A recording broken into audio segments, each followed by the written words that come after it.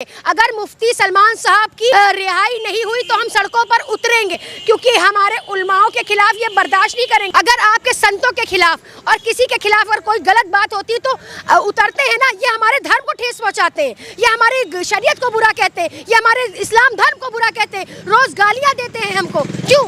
हमारी खता क्या है, हमारी गलती क्या है? क्या हिंदुस्तानी मुसलमान होना गलत है? क्या हिंदुस्तान में मुसलमान का रहना गलत है? अगर आप ये साफ कर दीजिए मोदी जी, अगर ये स्पष्ट कर दीजिए तो फैसला सरेआम और सरे मैदान में हो जाएगा। कि सुरेश चौहान को जानते हैं, बिल्कुल। उन्होंने मांग उठाया था कि मुफ्ती सलमान को गिरफ्तार करो, ये जहरीली मौलाना को गिरफ्तार करो। वो क्या है? वो खुद क्या है? अपने आप को देखे। सुरेश चौहान के जी क्या है? वो नफरत का बाजार है, और नफरत का बाजार गर्म करने के लिए हिंदू मुस्लिम को लड़ाने के लिए एक चैनल खोला गया, सुदर्शन चैनल।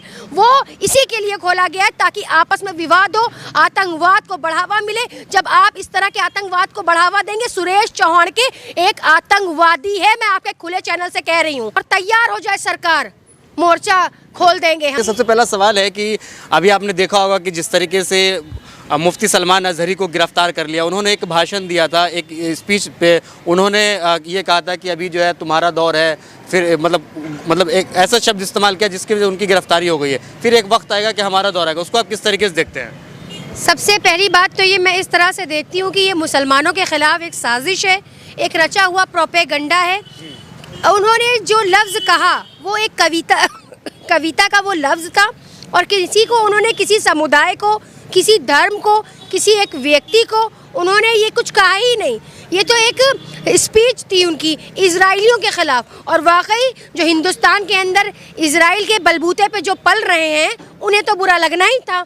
ठीक है, जो वाकई इजराइल को प्रोटेक्ट करते हैं, इजराइल का सपोर्ट कर रहे हैं जो, तो उन्हें तो बुरा लगना ही था। और सुधीर चौधरी जैसे लोग जब अपशब्द बोलते हैं, मुसलमानों के खिलाफ टिप्पणी करते हैं, मुसलमानों के खिलाफ गंदी गंदी गालियां दी जाती हैं, तब तो ये ATS वहाँ नहीं पहुँच जाती, तब तो ED और CBI की जाँच उन पर नहीं बैठती है। आखिर सिर्फ मुसलमानों के लिए क्यों? तो मैं एक बात कह देना चाहती हूँ कि यही चीज़ मैं बार बार बोलती हूँ कि मुसलमानों को टारगेट किया जा रहा है, निशाना बनाया जा रहा है। और मैं यही शेर कहती हूँ कि क्या बात है जो हस्ती मिटती नहीं हमारी, सदियों रहा है दुश्मन दौरे ज़मा हमारा। तो दुश्मन होंगे ज़रूर, लेकिन हम जो हैं वो संविधान के अकॉर्डिंग चलते हैं। हिंदुस्तान में अगर रहना होगा तो संविधान कहना होगा। ये जो राष्ट्र हिंदू राष्ट्र घोषित करने की कोशिश की जा रही है, वो बनने नहीं देंगे हम। और जो लोग हिंदुस्तान के अंदर रहते हैं उन्हें संविधान कहना होगा, तब तो वो हिंदुस्तान में रहने के लायक है। वरना अगर उनको ज़्यादा दिक्कत है हिंदू राष्ट्र से, तो वो नेपाल चले जाए और नेपाल में जाकर एक नया हिंदू राष्ट्र घोषित कर ले। ये बताइए, तो मुफ्ती सलमान अजहरी के ऊपर भी आरोप लग रहा है कि वो जो है क्या नाम है, पाकिस्तान की जो खुफिया एजेंसी ISI से मिले हुए थे, उनका कई वीडियोज़ भी वायरल हो रहा है और कहा जा रहा है कि ये जो है देश विरोधी है। तो आपको क्या लग रहा है? अच्छा, आपको ये लग रहा है? मुझको लोग आतंकवादी कहते हैं, तो क्या मैं आतंकवादी हो गई हूँ? मुझको लोग कहते हैं कि मैं इंटेलिजेंस की टीम हूँ, तो क्या मैं हो गई? आरोप लगाना बहुत आसान है, किसी को आतंकवादी, जिहादी, फसादी, तालिबानी, अफगानी कहना बहुत आसान है। साबित करिए, प्रूफ दीजिए। ये जो मौलाना सलमान अजहरी साहब के खिलाफ एक साजिश रची गई है, एक प्रोपेगंडा रचा गया है, उसके लिए हम खड़े हैं और हम सब आवाज़ उठा रहे हैं और आवाज़ उठाएंगे। बिल्कुल, अगर उनके खिलाफ कोई साजिश रची जाएगी तो हम सारे लोग उतरेंगे ज़मीन पर। अगर इस तरह से उनकी गिरफ्तारी हुई या उनको जेल भेजा गया तो इसके खिलाफ एक प्रोटेस्ट होगा। और तैयार हो जाए सरकार, मोर्चा खोल देंगे हम सब। सरकार को तैयार रहना चाहिए और अपनी कमर की पेटी को कस लेना चाहिए, क्योंकि ये हमारे उलमाओं के खिलाफ साजिश कर रहे हैं। नए कानून लाते हैं, UCC से यूनिफॉर्म सिविल कोड जैसे कानून लाते हैं, 3 तलाक जैसे कानून हमारे मोदी जी लाते, बताते हैं हम मुस्लिम बहनों के हितैषी। अरे आप मुस्लिम बहनों के हितैषी कैसे हुए जब आप मुस्लिम बहनों को फंसा देंगे बीच में? तलाक जैसे मुद्दे को ये कोई ज़रूरत ही नहीं है। देश में काले कानून लाने की कोई ज़रूरत ही नहीं है। आप क्यों फालतू के कानून ला रहे? लाना है तो रोज़गार दीजिए, लाना है तो शिक्षा दीजिए। अरे जाके इंसाफ देना तो दलित बहनों को दीजिए ना, जो चिल्ला के हलक फाड़ के लड़ रही हैं अपने लिए, उनको इंसाफ दीजिए ना। दलित कितना % है? तो आप जाके दलितों का वोट लेना जानते हैं, दलित को अछूत मानते हैं, लेकिन दलित को इंसाफ नहीं देते, दलित को रोजगार नहीं देते, दलित के लिए शिक्षा का कोई प्रबंध नहीं है, बस आप दलित का वोट जानते हैं। जब दलित को आप इतना अछूता समझते तो उनके वोट का भी अधिकार आपको नहीं है। और रही बात मुसलमानों की, मुसलमान तो आपके दुश्मन है, हम आपको अपना दुश्मन नहीं मानते, लेकिन आप मुसलमानों को इसलिए अपना दुश्मन तो कहते हैं कि मुसलमान हमारे भाई हैं, जो आपको बहन मोदी जी कहते हैं। अच्छा, उनकी बहन है। अच्छा, हम उनकी बहन है। बहनों के साथ कोई ये करता है कि ऐसे सड़े सड़े कानून लाके यूसीसी और हिजाब की तरह जो लोग गलत टिप्पणियां कर रहे हैं आज हिजाब पर, तो वाकई अगर मुस्लिम बहनें उनकी बहनें होती तो हिजाब पे टिप्पणियां करने वालों को अरेस्ट किया जाता, एटीएस उनके घर पहुंचती। हम लोग को गंदे गंदे कमेंट सुनने पड़ते हैं, अपना हिजाब आज हम महफूज नहीं कर पा रहे। ये फैसिलिटीज दे रहे, ये हिफाजत दे रहे हैं आप गलत हैं और आपकी सरकार को रहने का अधिकार नहीं है। और सरकार को सत्ता परिवर्तन होना चाहिए और जनता चाहती है कि सत्ता परिवर्तन हो। बताइए कि सुरेश चौहान को जानते हैं? बिल्कुल। उन्होंने मांग उठाया था कि मुफ्ती सलमान को गिरफ्तार करो, ये जहरीली मौलाना को गिरफ्तार करो। वो क्या है? वो खुद क्या है? अपने आप को देखे सुरेश चौहान के जी क्या है? वो नफरत का बाजार है और नफरत का बाजार गर्म करने के लिए हिंदू मुस्लिम को लड़ाने के लिए एक चैनल खोला गया, सुदर्शन चैनल।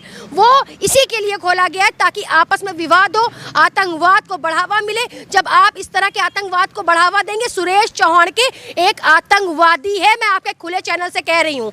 और ऐसे लोगों को, सुधीर चौधरी के जैसे लोगों को, उन्हें तुरंत एटीएस को गिरफ्तार करना चाहिए, तुरंत एटीएस उनके घर पहुंचनी चाहिए। कैसे बैठे हुए खामोश ये लोग? अपने अपने घरों में बैठे और राजनीति रोटियां सेकते हैं, हिंदू मुस्लिम करवाते हैं, आतंकवाद फैलवाते हैं। ये कैसे लोग हैं? इनको गिरफ्तार करे एटीएस। किस तरह की बात करते हैं आप अपना कैमरा घुमाइए, जाइए उनको खबर लीजिए आप जाकर जरा। तो ये झूठी मूठी बातें, सरकार एक निकम्मी सरकार है, झूठी सरकार है, इसके ऊपर हमें भरोसा नहीं रहा। ये जुमलेबाज सरकार है और मैं इस सरकार से डरती नहीं हूँ क्योंकि संविधान ने मुझे हक दिया है बोलने का और मैं उससे बोल रही हूँ। एक सवाल आपसे जानना चाहेंगे कि बहुत सारे ऐसे लोग हैं जो हिंदुत्व की बात करते हैं, वो मुसलमानों के खिलाफ जो है बयानबाजी करते रहते हैं, उनकी गिरफ्तारी नहीं होती, तो क्या वजह है कि उनकी गिरफ्तारी नहीं होती? ये एक तरफा फैसले हो रहे हैं ना, ये पार्शलिटी हो रही है, ये मुसलमानों को गिराया जा रहा है, नीचे झुकाया जा रहा है। ये कहा जा रहा है देखो तुम्हारा इस देश में कुछ है नहीं। क्यों नहीं है? जब आज़ादी की लड़ाई हमने साथ में लड़ी, जब हमने अपने देश को आज़ाद कराया, सब कुछ कराया, सारा बलिदान दिया, तो हम इस देश के वासी कैसे नहीं?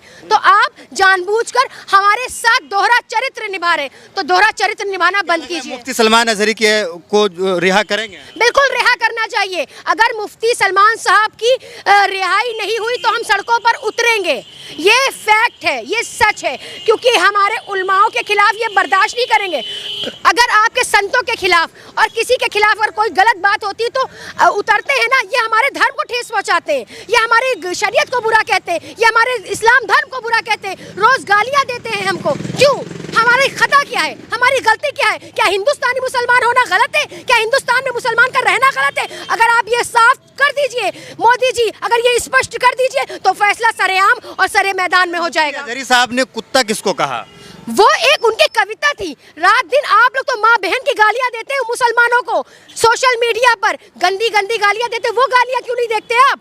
वो गालियां क्यों नहीं देखते आप? कुत्ता जो लफ्ज है वो एक कविता में उन्होंने बोला, तो क्या गलत बोल दिया उन्होंने? उनका मतलब वो नहीं था, उनका मतलब दूसरा था, उस मतलब को घुमाया गया है, ये गलत है। लेकिन हिंदुवादी जो संगठन के लोग वो कह रहे हैं मुझे कहा है, नहीं, हिंदुओं को टारगेट किया, आस्था को ठेस पहुंचा। देखिए जिसको लग रहा है, अगर सुदर्शन चैनल वाले को लग रहा है कि मुझे कहा गया, तो शायद अगर उनको लगा ये बात तो हो सकता हो, लेकिन उन्होंने किसी इंसान को, किसी धर्म को, किसी समुदाय को ठेस नहीं पहुंचाई है, ये स्पष्ट है। अच्छा गामा जी, आप क्या कहेंगे? आपको क्या लगता है? देखिए सर, जिस तरीके से अजहरी साहब की गिरफ्तारी हुई ठीक है, अगर उन्होंने भड़काऊ बयान दिया।